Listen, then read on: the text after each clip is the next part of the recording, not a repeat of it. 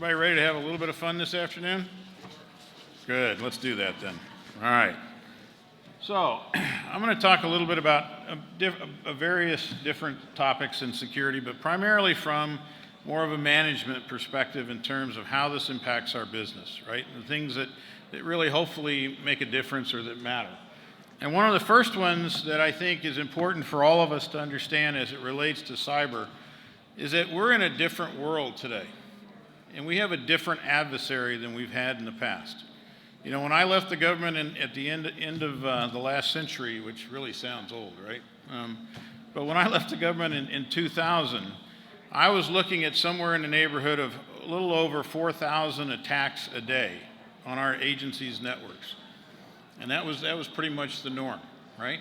I came out to healthcare into the private sector, where I've been ever since, and I was amazed in those days at just how little security we had, unfortunately, in healthcare. But the difference was we didn't have the same kind of environment. We didn't have the same threat levels. We didn't have the same kind of adversary that we did in the federal space or that we did in the financial sector. And primarily that was because we had not taken the steps of digitizing all of our patient information at that point. We didn't have everything that we did in healthcare automated. We didn't have a lot of the devices and the systems that we do today. And that's really one of the things that's different, and that's what's brought this very deliberate, very dedicated, very motivated threat to our door. Today we have over 98% of our operations in healthcare are automated. Everything from menus to how we manage beds, to how we move patients around the system, how we administer doses of medicine, even how we administer certain procedures that we do that are computer aided, if you will. Almost everything is computerized. We have 30 to 40% of our inventory as it relates to IT and IT services in our supply chain. It's not even done by us anymore. It's done by somebody else for us as a service. And then on top of that, we have over 98% of our patient information that's digitized. And that's probably the biggest difference that we have today, and that's really what's brought these people to our door. They figured out that they can make money stealing this information. It's not perishable like the information is on the finance side, if you will. And so it's a very lucrative target for them to go after. And that's why they're doing it. And this individual here, you may have read about this guy earlier this year. He goes by the moniker, or they go by the moniker, the Dark Overlord. And this individual actually went out and hacked multiple hospitals, stole the data, then went to several of those hospitals and attempted to extort them. And basically said, I'll return your data to you, and I'll be nice enough to tell you how I did it so you can fix it, and nobody has to be the wiser if you'll just pay me a small fee. Now, what he was really doing was engaging in what I call the really nastier side of extortion, because what he was really trying to do was compromise these institutions. Because had any of them accepted his offer, they would have all of a sudden committed a crime. They would have covered up a breach that they are obligated to report. Fortunately, the hospitals that he went to refused to pay his extortion request. So he then turned around and did two things. The first thing he did was he posted all of their data to the dark web for sale. And then he went and out on social media and basically left a message saying, next time somebody comes to you with this kind of request, maybe you'll pay them and get your data back instead of having to go through this embarrassment. That kind of sort of backfired on him because everybody that responded to that social media outburst basically was very negative. As a result, he then turned around and released the other 9.2 million records that he had stolen from a lot of other healthcare organizations, put that on the dark web for sale, and said, there, I'll teach you a lesson now, I'll teach you a bigger lesson, I'll put even more out there. What was interesting was that 2 weeks later, because he still didn't elicit the response that he was hoping, 2 weeks later, he then posted out on the web that he had hacked an interface engine. How many people know what an interface engine is? Okay? It's a very critical piece of equipment in our infrastructure, right? It's that piece of hardware or that software, that application that sits there and does translation between applications. And in many of our institutions, it sits between our EHR and other very critical systems, and it basically sees everything there is to see with respect to that interaction with that patient. And what's interesting about that interface engine is that even though the data may be encrypted on this side and encrypted on this side, when it hits the interface engine, it is decrypted because it has to be decrypted for the purpose of the translation. And so there is always a repository of patient information that is sitting on those interface engines that's not encrypted. And so if you actually are capable of compromising one of those applications to the point that you can get access to the information that's there, or more importantly, watch that traffic go back and forth, you actually have access to quite a bit of patient information and can do some real damage. So this guy actually put this out on the web, and he put it out there and he said, I did it because I have 2 customers for it.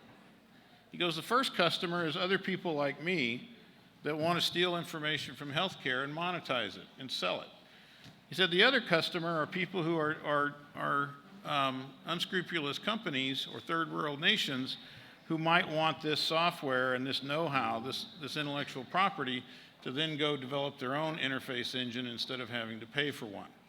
Because who wouldn't want intellectual property and not have the cost of research and development and production and everything else, if I can get it that way?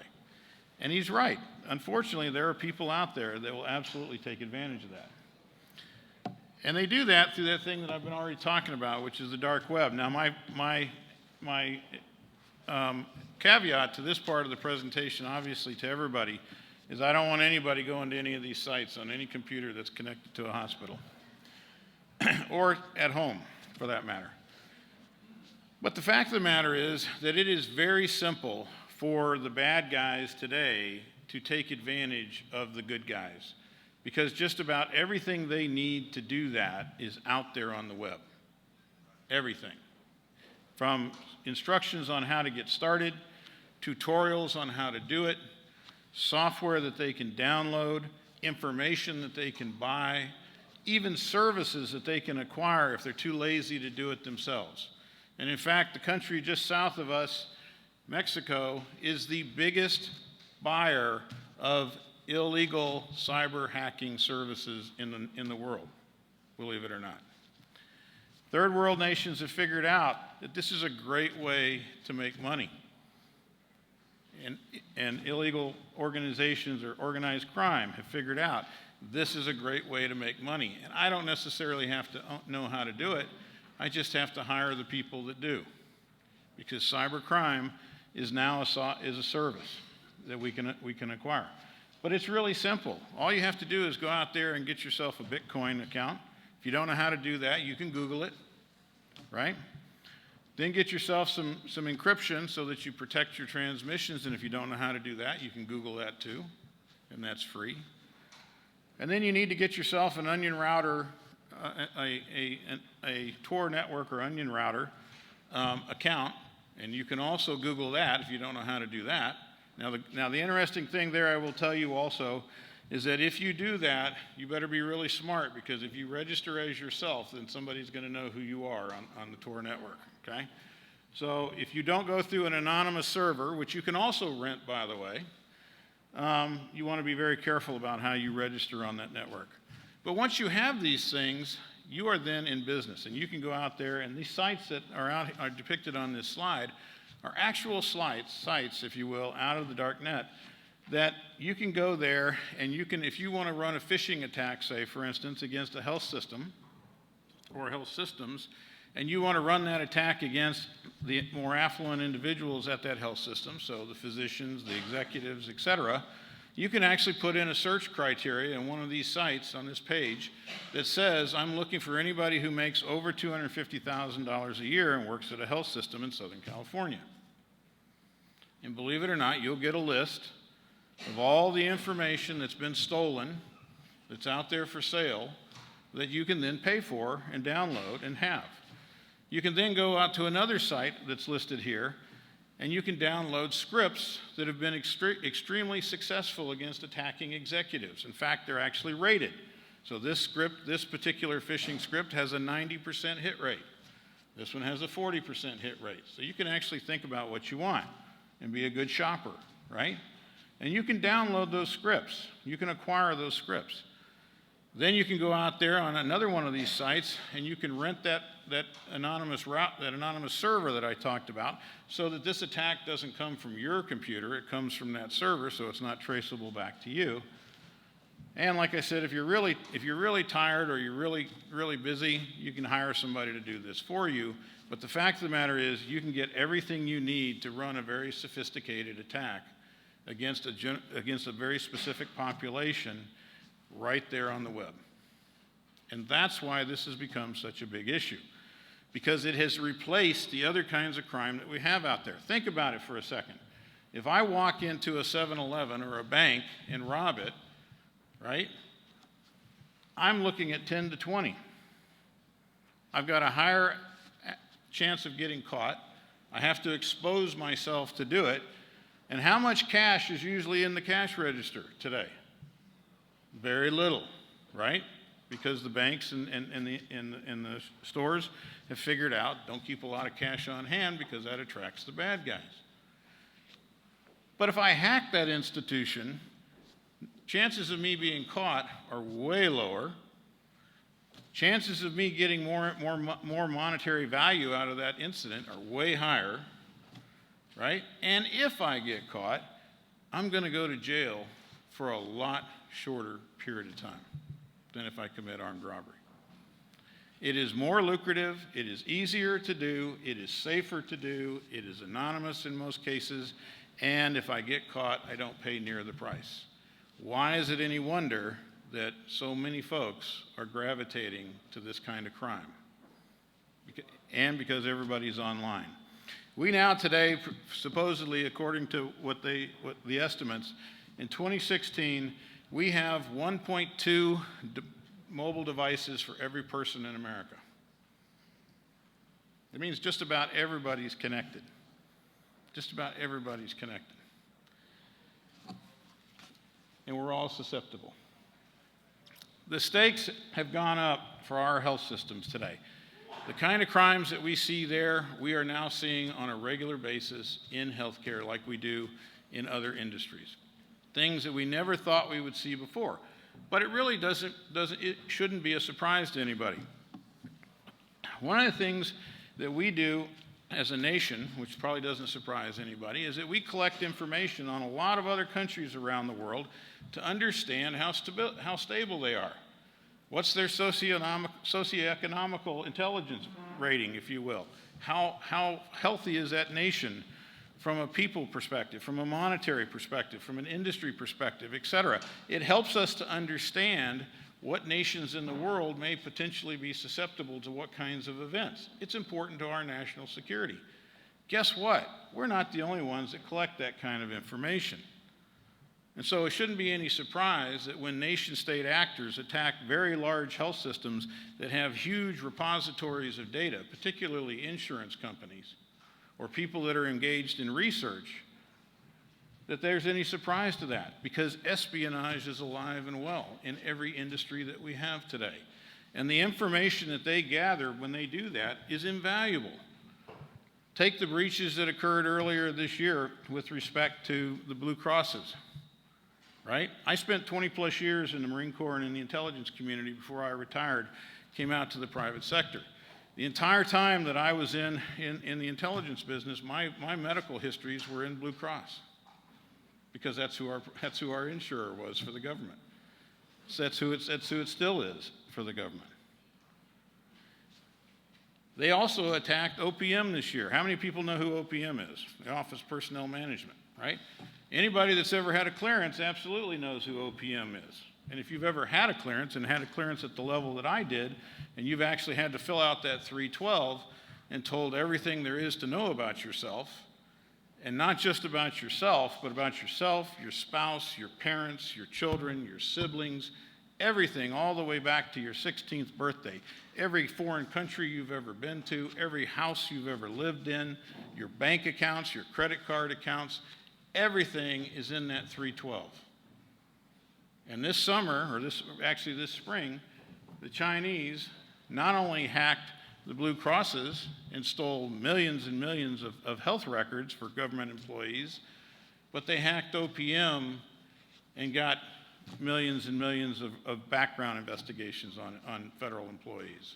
It told them who was in the military. It told them who was in law enforcement. It told them who was in Border Patrol or who was in DHS. It told them who these people were and where they worked and what level of clearance they had, which also told them what exposure or what level of access they had to our national security information. It's information that has incredible value to nation-state actors. But more importantly than that, when they attacked the Cleveland Clinic, when they attacked Community Health, when they attacked UCLA here in California, very prominent institutions that do enormously valuable research around a lot of things medical. Think about the value of that research that those hackers got their hands on. They're not just after the medical record for the value of the record itself or to hurt the individual. Sometimes they're after the intellectual property that's related to that information or what that information tells them or tells us about the health of our country and the health of what we're doing. It's very important. When you look at this, and this is just a partial timeline just for you to understand how things have escalated. This timeline, I started it in 2009. And what happened in 2009? High tech. What came with high tech? Meaningful use. What came with meaningful use? EHRs. What came with EHRs? The digitization of all of our patient information, for the most part. And we have seen an increase in hacking ever since that year. First, the hackings were still more physical, or the thefts were still more physical in nature, but they became larger. Then the hacks became more broader in terms of the types of hacks that we saw. We saw hacktivism start happening. We saw extortion start happening. And now, just this year, we had the Murai attack, which is the directed denial of service attack. And we had health systems all across America who lost their web-based EHRs when the organizations that were providing that EHR lost their internet connectivity because the dying server that was supporting their ISP was taken down because they didn't have redundant ISPs. We had hospitals that lost their own ISP, lost their own web presence, lost their own email, lost a lot of their own web-based services and applications that they provided to their staff and to their customers as a result of the Dyn attack. What's interesting about that Dyn attack, by the way, ladies and gentlemen, is they don't call it an attack. They call it practice. They call it practice. We took down thousands of organizations across the planet with that Murai attack. If that was practice, guess what the game's going to look like, right? Could be very different. And this is why this is happening today. That Internet of Things. In fact, I read another article this morning about the Internet of Medical Things. Because the fact of the matter is, the only difference between a medical device that communicates wirelessly and that coffee pot that's smart and communicates wirelessly is whether or not somebody's actually compromised it yet. But in terms of security, there's very little difference between them. In most cases, we already know that over 90% of our medical devices are not secure. In this particular case, in the Murai case, they compromised thousands of devices that were connected to the internet to turn them into a huge botnet, then attack the Dyn servers. When those devices were attacking the Dyn server, they were momentarily offline and not doing what they were intended to do. It disrupted them as well. Guess what would happen if all of a sudden medical devices became part of an Internet of Things type attack? And all of a sudden they were disrupted en masse, right? Could have a huge impact out there. We are connecting more and more things to our network all the time, and we're not even paying attention to it. We're not even thinking about it. 2 weeks ago, I was at a presentation where I was talking just about the Internet of Threat scenario, and there was another presenter who came on right after me from South Dakota University, which has a huge cyber contract with NSA and DHS, and he actually gave a demonstration of the Mirai attack. And using just regular tools on the internet, not anything special, not downloading anything, but literally using tools that were free across the internet by Googling them, he showed how you could actually pick a city, pick an Internet of Thing device, and in this case, he picked a coffee pot, smart coffee pot. You can then search that location, geographic location, for any of those coffee pots in that particular location that are broadcasting on the internet. You can then search each one of those that you find and determine who they're connected to or where they're at, and he picked one that was in a clinic. And then you can actually go in using the right tools and you can compromise that device, and you can either use it to get on that network, or you can use it to attack that network or attack some other network using, say, the Mirai software. Or if you really want to be nice, you can turn their coffee on for them early so when they come to work it's nice and warm. Now, we laugh about that, but it's true. We could also be a jerk and turn it off every time they turn it on if you really want to have fun. But the fact of the matter is, we don't even think about a lot of these things. We don't think about some of these connections that we're making and the potential harm that they have. I hate to tell you, human nature is not going to change. People are naturally curious.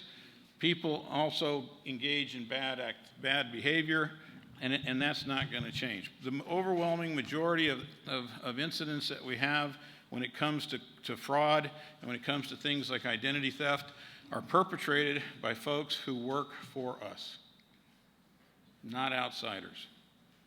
People who work for us.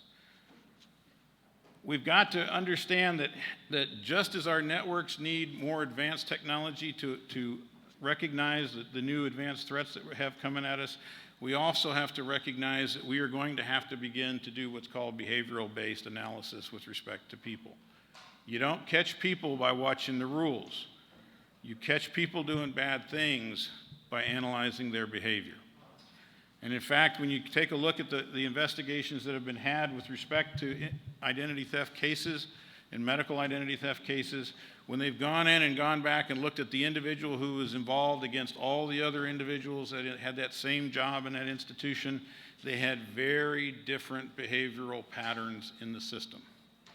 The person that comes to work and does their job generally sees an average number of records a day on that shift. The person who is engaged in these kinds of activities is typically looking at anywhere from 50 to 100% more records a day than that person. Because when they're not working, they're shopping. Just that simple. The other thing that we need to also recognize and accept is that innovation is not going to change. I know how many CIOs are in here? What is your biggest mandate in healthcare? Innovate, innovate, innovate. Find better ways to do things, faster ways to do things, smarter ways to do things, more ways to use our data, more ways to use our systems, and it's absolutely what we want to do, right? We want to get the benefit of all this technology, and we want to get the benefit of all this information. But unfortunately, a lot of times what we do on the innovation side is we rush to innovation and we don't think about security until we're already done. And then we're playing catch up. And sometimes we're not able to catch up. We need to think differently about that. We need to engineer security into a lot of our innovations in our efforts to make sure that we don't get too far ahead of ourselves. It is always about people. I'm now a grandparent. Mrs. McMillan now really loves the Minions. My granddaughter really loves Frozen. But it's all about people. It's always been about people. The thing that I would tell you here is that what you need to focus on with respect to security education is awareness. Not trying to make them security professionals or security practitioners, because quite frankly, they've got another job to do, number one, and that's what their primary focus is, and they are never, ever going to be good enough to counter a cyber attack with their naked eye. What you want them is to be really aware. You want them to be aware of their surroundings, aware of their environment, aware of their system, aware of their applications, aware of what's normal and what's not normal. Because unfortunately today, the thing that hurts us generally is the thing that's not normal. And it's the thing that we ignore.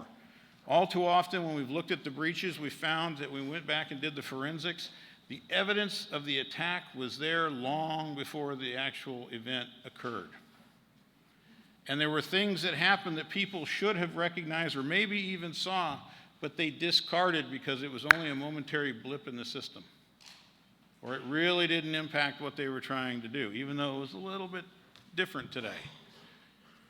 Systems don't naturally do things different. Somebody has to cause it to do something different. So if it's not normal, it's abnormal. If it's abnormal, we need you to report it.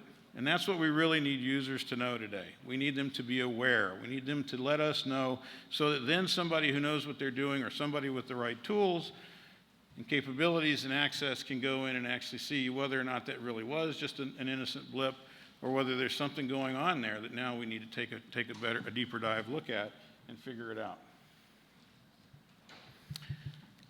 You know, cybersecurity is like sports.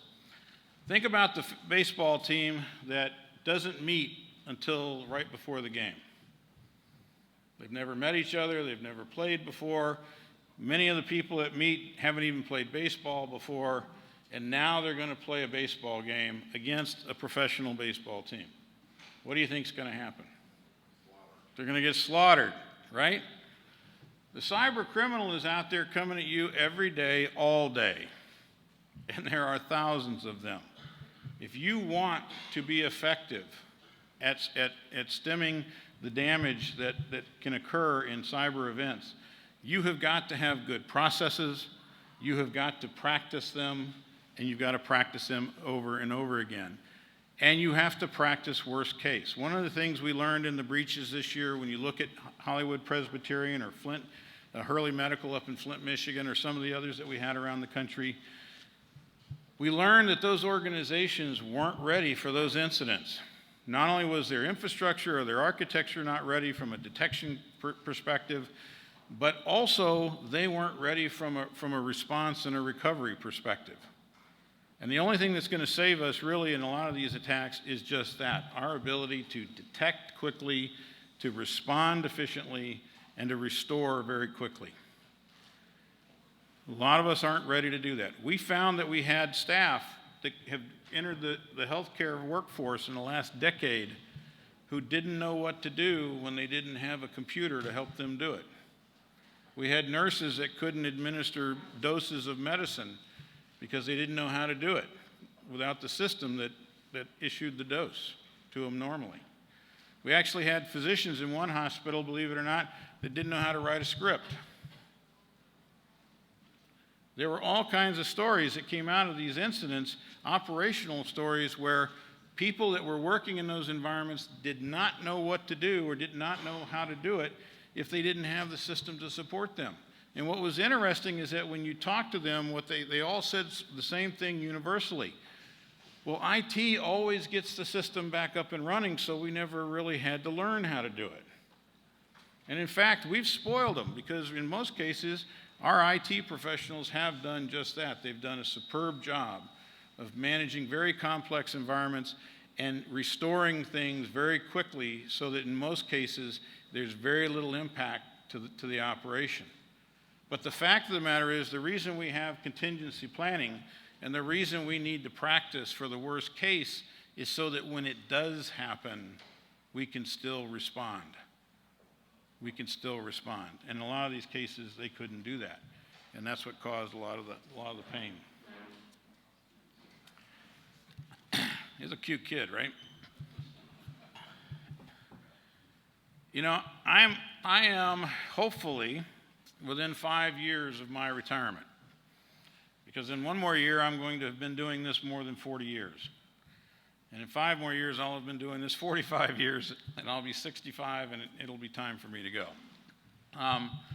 The problem is that there's a lot of guys like me that are just that we're getting ready to go out of the system, and we don't have a whole lot of people coming up behind us.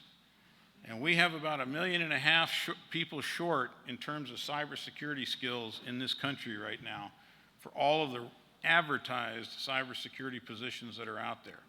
Now, of course, there's different numbers and whatnot, but the fact of the matter is we all know that there aren't enough people with the skills, these kinds of skills, to fill all the billets and all the roles that we need to actually do this job effectively. What that means for us as institutions is that we are going to have to look outside for additional help and recognize that this is a team sport as well, that we're going to need others to help us get this job done, at least for some period of time. Now, hopefully, all the programs that are being started right now in the universities around the country and whatnot to actually generate a whole new generation of cybersecurity professionals, and the folks that are coming out of the services and the cyber commands, et cetera, are eventually going to fill this void. But that's not going to probably happen for at least another decade, easily. And so that guy right there pretty much represents where we are, unfortunately, with respect to a lot of our cybersecurity experience in America. And we need to recognize that. You know, one of the things I encourage organizations to do, which is one of the things we did in the government many years ago when we found ourselves in a similar situation, is create intern programs and create incentive programs for somebody to go get that cybersecurity degree or that cybersecurity expertise and pay back with numbers of years of service to the organization if you fund their education. We've done this in a lot of other areas. I think it's one of the things that we really should entertain across the board here, because we really do need to increase the numbers. You've heard me talk about focusing on awareness for employees and not wanting to make them cyber experts. You've heard me talk about the fact that there's a shortage of the people who actually have those skills. You've heard me say that a lot of these things are, quite frankly, not going to be something that we catch with the naked eye, and that's absolutely correct. You've also heard me say that there's a lot of antiquated technology out there that, quite frankly, is still chasing down rules and chasing down signatures and is not effective against a lot of the new variants of attack that we're seeing, and certainly not effective against things like zero-day attacks. The only thing that's going to fight this is advanced technology, and we are going to have to invest in it. Healthcare right now is still more than 50% behind in terms of its spend on IT security technology than any other industry that's regulated in America. We have got to recognize that this is something that we are going to have to put some investment in. If you just look at things, simple things like monitoring our environment in terms of events that are happening just in our network alone, most average hospitals today produce upwards of 50 million security events a week. There isn't a calibrated eyeball out there that can look at that many lines in a report and make sense of it. And in most of our organizations, we don't have dedicated resources to do that anyway. And even if we did, we don't have any of the other advanced technology to help us do that. Things like SIM, or the ability to actually create the algorithms and the rules in that SIM environment for it to truly be effective. Most of us need to think about outsourcing our monitoring activities to a national SOC, a SOC that actually has the capability to crunch that data and send back to your organization the things that we really need to pay attention to. We really need to pay attention to. We really need to think about the maturity of a lot of our controls. I hear people say, I've invested in IDS. You know, HIMSS many years ago used to have a statistic that they said they were very proud of, and they said 66% of the hospitals across America had IDS, intrusion detection. And when I became the chairman of the Privacy and Security Committee for HIMSS, I said, we're going to ask a different question. And that question is, how many of you are actively monitoring your IDS? And the answer came back less than 5%. If you're not monitoring that IDS in an active way, if you're not tuning those sensors, et cetera, then you might as well not have that system deployed. Because in the end, it's probably complicating your security picture as opposed to helping it, because it's creating noise and false positives that have your staff running around looking at things that, quite frankly, they're wasting their time chasing. We have to build that foundation. We have to do a better job of hygiene. We have to mature the controls that we have in our environment. And we have to recognize that when we get there, we're going to need help when it comes to monitoring a lot of that. You know, talking about monitoring, people say, well, you may say he's nuts. A decade and a half ago, the banking industry decided that banks could no longer monitor their own networks. That banks had to have an external partner to do that. And the reason they did that was because they realized that the banks couldn't keep up and that the banks weren't doing a good job, and that even if somebody was doing a good job at monitoring their own network, the problem was they were only seeing a very tiny slice of the picture. Whereas a SOC that's looking at thousands of organizations across the globe is actually seeing millions and millions of events.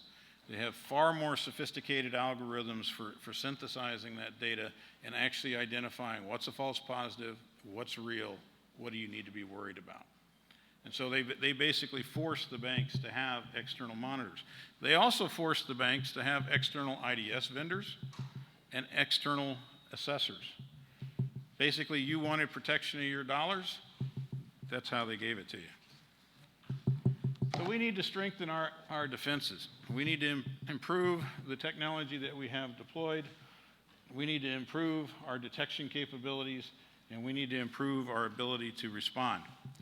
And that last bullet I have down there, I used to never talk about that with a healthcare audience because it was one of the things that we did in the government before I left, and that they still do.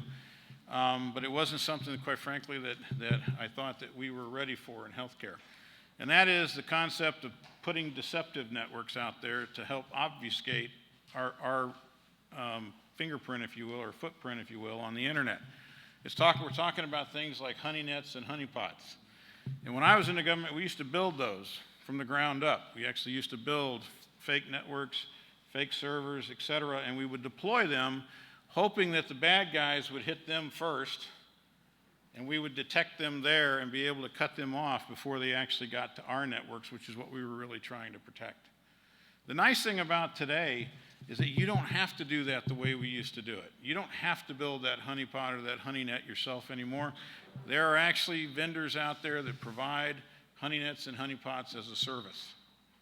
And what that does is it absolutely raises your security level considerably as it relates to indiscriminate threats from the internet, because as they're trolling around scanning for people that are out there and looking for trying to figure out where your perimeter is and et cetera, they begin to run into these false fronts, if you will, and they get registered there, and it gives our team the time that it needs to shut that IP down and keep the bad guys out. So it's something that I think for some of us, we may actually be able to entertain. Last but not least, being a good Marine, one of the things we always told all of our Marines was keep it simple, right? And oftentimes we try to make things way more complicated than they need to be, and this is kind of an interesting little segue around passwords. I'm not a big fan of passwords, to be honest. In fact, I think that most organizations ought to have two-factor authentication across the board. I think they also ought to have what I call perishable elevated privileges. So in other words, I don't want you to have some special system from somebody that just allows you to log in with a certain domain admin access. I don't want you to have those accesses out there, period, on the network. I want everybody to have a normal user account, and if they need admin privileges to work on something, I want them to have to go to a vault, and I want them to have to authenticate to that vault with at least 2 factors. I want them to check out a one-time password to go make that change on whatever that critical asset is in our inventory, and when they're done, I want that password to go away. So that when the bad guy does find his way into my environment, he doesn't find that administrative password that's still out there somewhere that he can then use to hurt us, right?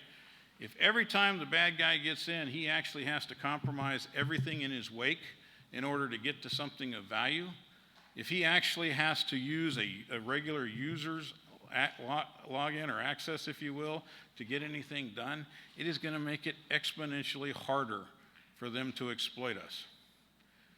And that's what I really want to do. I can't be 100%, but I can at least try to make it harder for them to get to us. But if we're going to have passwords, let's be smart about it. There isn't a password on the planet, I don't care what the makeup is that you use with respect to the upper and lower case characters and the special character and the numbers and the alphanumeric, et cetera, 13 characters, 20 characters, whatever. Trust me, they will break it within some period of time. But what's interesting is that something really simple, like correct horse battery staple, is much more resilient than one of those fancy passwords with all those different characters, right? Sometimes harder or more complex isn't smarter or better. Sometimes simple is better, and in most cases, in security, that's the case. Last but not least, I've been talking about this for at least a decade now. Compliance is not the answer. You can be compliant with just about any regulatory requirement that's out there in today's environment and not be secure. There is a difference between reasonable security and compliance. And what we need to achieve is reasonable security. Reasonable security says we balance what's going on with the need for protecting things. Reasonable security says that if I find myself in a court of law, I can explain what I did and why I did it, and it makes sense given the information that I have that I'm trying to protect and the steps that I took, even if it isn't best practice. Reasonable security is not best practice. Reasonable security is not Fort Knox, but it is certainly something more than just plain compliance. Most compliance requirements are a minimal standard, a minimal requirement, not a best practice. And what's even more interesting about this as it relates to healthcare, if you're using the HIPAA security rule as your yardstick for building your program, you are going to be woefully underprotected. Because the HIPAA security rule was never designed to address all of the security requirements necessary to protect a network. It is a collection of requirements that are associated with the protection of the confidentiality of patient information, which are two different things. And it was written, the last version of the HIPAA security rule, which is the one that's in force today, was written in 2001. It has not changed since 2001. Somehow this simple rule is immortal. It transcends everything else going on in the universe. It never ever needs review. And yet every other privacy and security requirement that's in existence, that's recognized as an industry or international standard, has gone through at least 4 major revisions since 2001. When HIPAA was written, we didn't have mobile devices. We didn't have smart devices. They came out in 2007. It was written in 2001. When HIPAA was written, we didn't have cloud vendors like we have today. We didn't have the supply chain challenges that we have today. We didn't have EHRs. We didn't have a lot of the things that we have today that are complicating our environment and making this challenge more difficult. And yet, a lot of people are still focused on that rule. Select a more rigorous standard for your program. Over 60% of our hospitals today use the NIST cybersecurity framework, and there's a reason for that. The folks at the National Institute of Standards and Technology get up every morning and go to work with one mission in life, and that is to develop standards to be used for protection of systems and data. And they keep them up to date. And they write them for every new technology or every new advancement in technology that comes along. They have written them for cloud, they have written them for mobile devices, they have written them for medical devices as well. They've written them for almost everything that we have out there. HIPAA is not something that we should be using to